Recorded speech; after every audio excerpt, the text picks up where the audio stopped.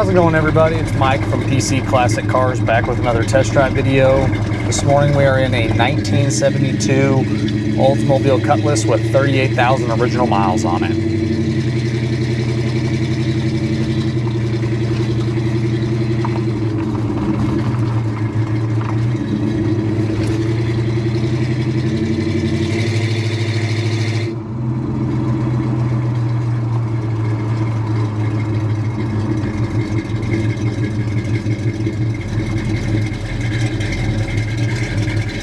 Alright, so again we have a 72 Olds Cutlass. This has the original numbers matching 350 in it, backed by a 3-speed automatic transmission. All of the driveline is going to be original. I did verify the numbers on the motor. It's the numbers matching motor to the car. And this car is definitely a 38,000 original mile car.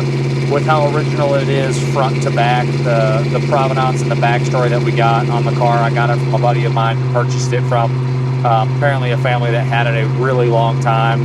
And then just judging by the overall condition of the car, there's no question in my mind that it is a true 38,000 original mile car. Again, drivability is awesome. This is a car I would hop in and drive absolutely anywhere. Power steering, power disc brakes. Then you still retain an original style manifold on it. It does have aftermarket dual exhaust and an aftermarket, it's like a knockoff style Flowmaster muffler, but it sounds really good going down the road. Still has full tailpipe, so it's not like it's got dumps or anything like that, so it's not too terribly loud. We're cruising at about 65 miles an hour with zero problems whatsoever. It's a very tight and a very well, I guess I can't say sorted car because I don't think it's ever been apart. Just a very good original driving car is probably the best way to put it. On the interior here, really there's only two flaws to note. The original wood grain trim around the gauge cluster and the down lower corner here is kind of peeling off a little bit. I don't know if they remake those. I'm sure there's probably someone you could get the wood grain just a little vinyl from. You could have that replaced or just have this whole thing refinished. And then the driver's seat here's got a little bit of wear on the piping, and then the seams are starting to come loose just a little bit on the driver's seat here. But the rest of the interior, for being original, is exceptionally clean. The dash is very nice. The visors, headliner, all the door panels, or both the door panels, the rear interior panels, package tray, just interior-wise is super clean.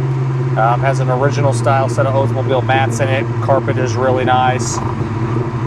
One of the cool options, or actually two cool options, this particular car has. It has a factory lock and unlock mechanism underneath the dash for the hood.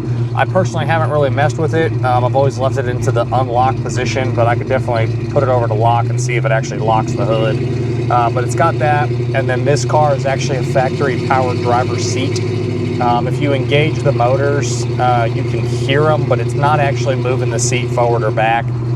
There's still, wherever the seat is positioned currently, it's in a good driving position. But that is something that the next owner would probably want to address, is just fix the driver's side power seat to just make it a little more comfortable for whoever's going to be driving it. The couple other little things that don't work, the washer sprayer fluids don't spray any fluid, and then the Oldsmobile AM radio is not coming on. I would suggest putting a retro style radio in there. They make them for these cars. You take that one out, it mimics the original one. It looks factory, but you can get Bluetooth, AM, FM, whatever you want, and hook up to your phone to play the music that you want. But again, the factory AM radio is not functioning. Warmed up good, so we'll get on it here.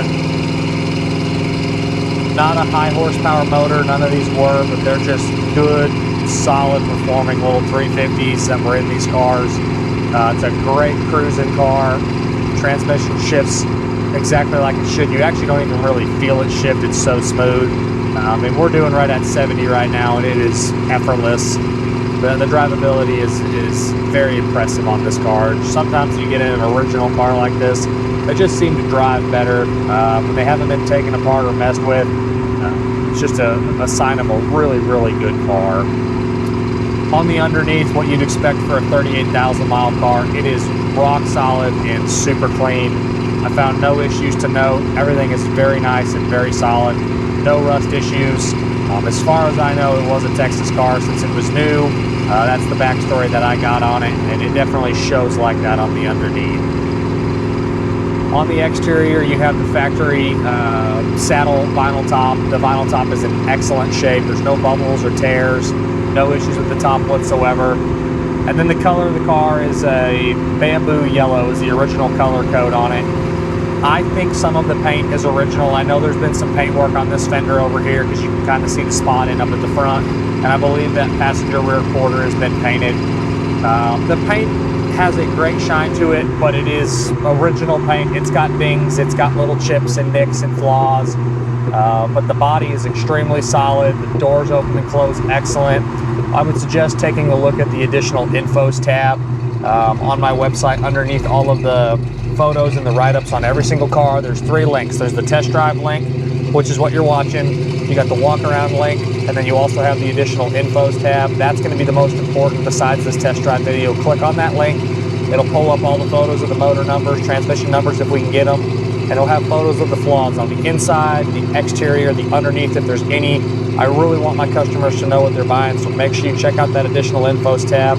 That will also have a screenshot of the doesn't work section, which outlines what works and what does not work on all of our vehicles. So again, check out that link.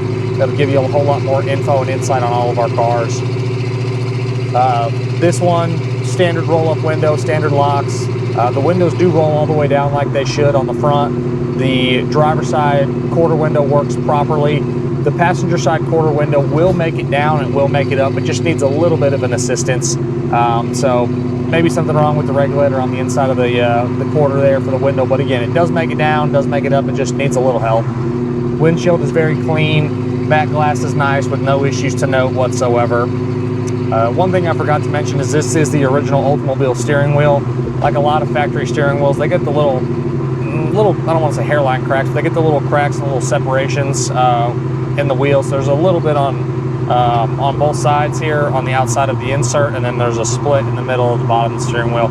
Again, no issues with the steering wheel whatsoever. It's just the original one, and they tend to just kind of come apart in a few areas, but it doesn't impede anything, and the steering wheel is nice and solid. And I can't say enough about how well this car drives. It is something that if you said, Mike, you got to hop in this thing and drive it to California, I wouldn't love it because I don't like driving old cars that far, but I'm very, very confident in the mechanicals of this thing. I would drive it anywhere you told me I had to drive it to. So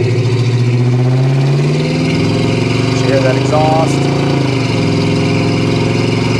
It's got that nice blend of, you can hear the motor a little bit, you can hear the exhaust, and it sounds like a muscle car going down the road, but it is not too terribly loud. Sometimes you get in these old cars and they got like a cherry bomb style muffler, or the straight pipe that you can't even hear yourself think while you're driving it. When you hop in an old school car like this, you want to have that muscle car sound, but you also don't want it to drone you out. This is a great balance. The exhaust note in this one sounds really, really good. And it's just a very, very easy car to drive. I'm not fighting the road. The steering is very responsive and very tight. The disc brakes up front stop it true. It doesn't pull left, it doesn't pull right. All of your suspension is stock style equipment, and everything looks excellent on the car. No weird sounds, no squeaks. Again, really no issues front to back mechanically. You will get a little drip here and there, like any old car. I have 100 of them at my shop at any given time. 95 of them develop a little drip at any given point. Temperatures change, seals shrink, you drive them, the seals expand. You just never know when leaks can start or little drips. I always tell my customers, you have your normal classic car weeps and little drips and seepage, and then you have classic car leaks. When you develop a leak and it's got a big puddle underneath it, that's going to be something that you're going to want to address. But if you get a little drip here and there, it's usually not worth the effort to go spend thousands of dollars to put new seals in them. And as always, I appreciate y'all stopping in to watch another one of my test drive videos. If there's ever anything else that you want to see, have comments, concerns, questions, don't hesitate to leave a comment on my YouTube channel. Make sure you subscribe to get updates on the content we're putting out daily. Check us out at PCClassicCars.com, and we'll see you guys on the next test drive video. Thanks again for watching.